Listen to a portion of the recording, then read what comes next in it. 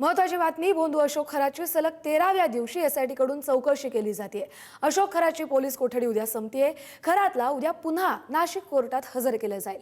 खराच्या संपर्कातील व्यक्तींचीही आज चौकशी होण्याची शक्यता आहे।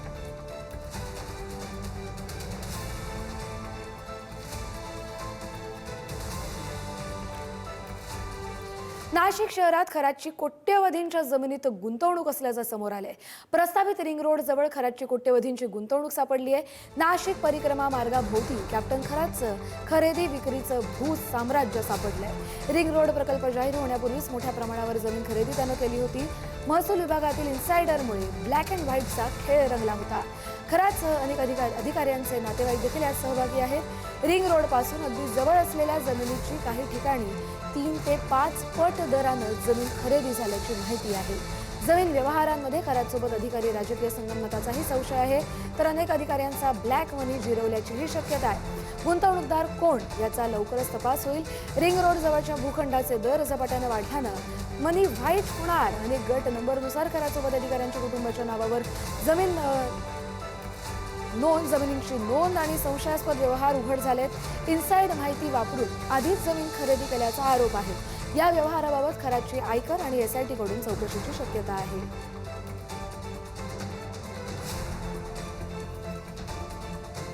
तर भोंदू अशोक खरातवर आणखी एक गुन्हा दाखल झालाय। शिर्डीतील 4 एकरच्या भूखंड खरेदी प्रकरणात फसवणुकीचा गुन्हा दाखल झालाय।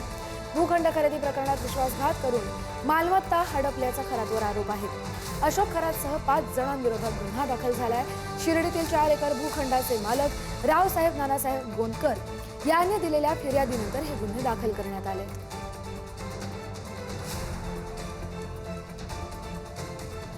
खराच्या मोबाईल डेटावरून मोठे धागेदोरे हाती लागण्याची शक्यता आहे। जप्त केलेल्या मोबाईलमधील डेटावरून तपासाला वेग आलाय। मोबाईल डेटावरून नवीन धागेदोरे मिळण्याची दाट शक्यता आहे। कॉल रेकॉर्ड्स, चॅट्स, आर्थिक व्यवहारांची सखोल छाननी सुरू झाली आहे।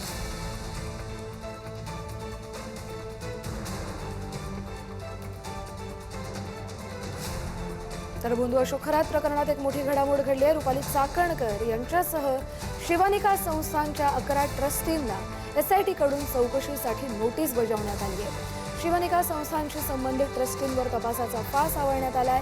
रुपाली चाकणकर चौकशीसाठी हजर राहतात का याकडे लक्ष लागले, तर जमीन व्यवहारांमध्ये भागीदारीच्या आरोपांमुळे चाकणकर यांची चौकशी महत्त्वाची मानली जाते। खराच्या ट्रस्टला मोठ्या प्रमाणात निधी दिल्याचाही आरोप आहे। हवाला रॅकेटशी संबंधित आर्थिक व्यवहारांवर देखील एसआयटीची नजर आहे। दुबईहून मोठी रक्कम आल्याचा संशय असल्यानं खरात चाकणकर कनेक्शन किती खोल आहे, हवाला आणि जमीन व्यवहारातून नेमकं काय उघड होणार आहे याकडे आता सगळ्यांचं लक्ष लागलंय।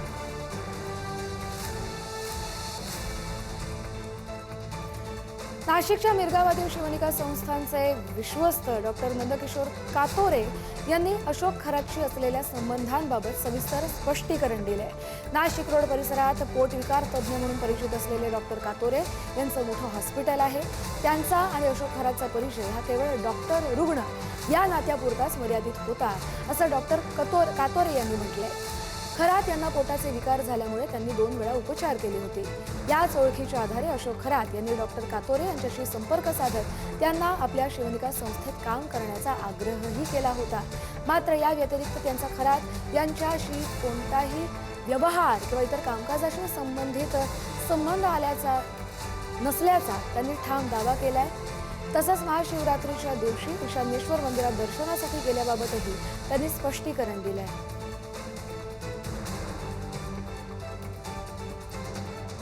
अशोक खराच्या तथाकथित आउटडोअर व्हिजिटच्या फीबाबत एक मोठी माहिती समोर आली आहे। भक्तांच्या घरी, व्यवसायाच्या ठिकाणी किंवा फार्म हाऊसवर जाण्यासाठी खरात तब्बल 5 लाख रुपयांपर्यंत मानधन आकारायचा।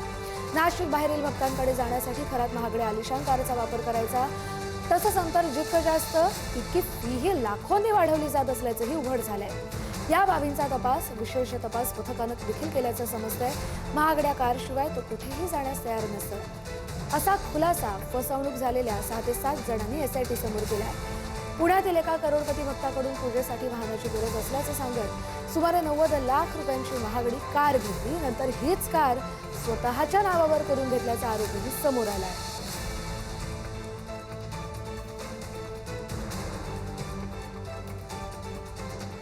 शिवसेनेचे वरिष्ठ नेते हे दीपक केसरकर यांच्यावरती प्रचंड नाराज असल्याची सूत्रांनी माहिती दिली आहे.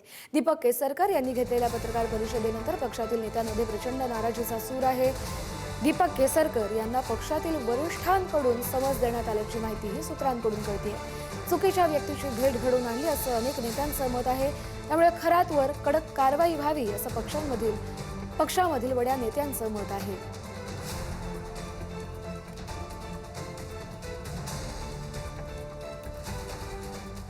बातमी नांदेडमधून. नांदेडच्या बिलोली तालुक्यातल्या तलवार बाबाला अटक झाली आहे.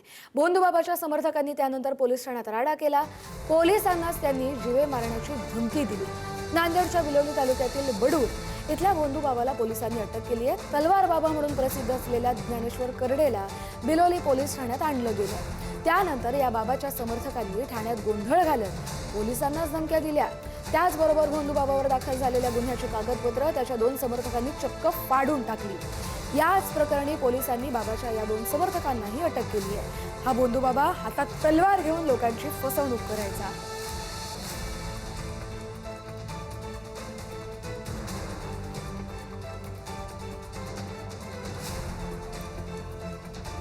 Con